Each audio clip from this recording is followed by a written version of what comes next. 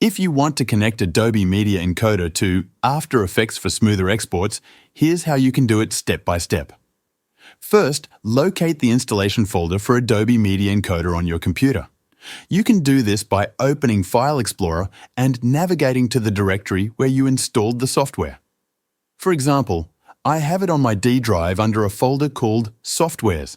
I'll navigate there, find the Adobe Media Encoder folder, and copy the full path from the address bar at the top.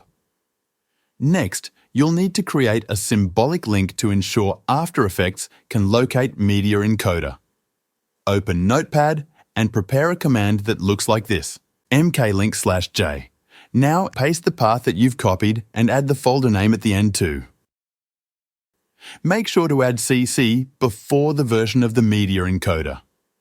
Now, go inside the Media Encoder folder and copy the path again.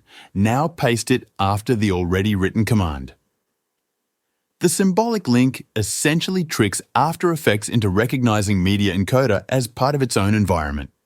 Save this command to reference it in the next step. Now, open the command prompt as an administrator. Once the command prompt is open, paste the symbolic link command from your notepad and press Enter.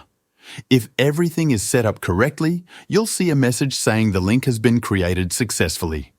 Next, test the connection between After Effects and Media Encoder. Open After Effects, go to the File menu and select Export.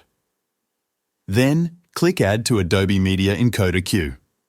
This action should automatically open Adobe Media Encoder, and your project should appear in the queue, ready for rendering. With everything connected, you're ready to export your projects efficiently. Thanks for watching.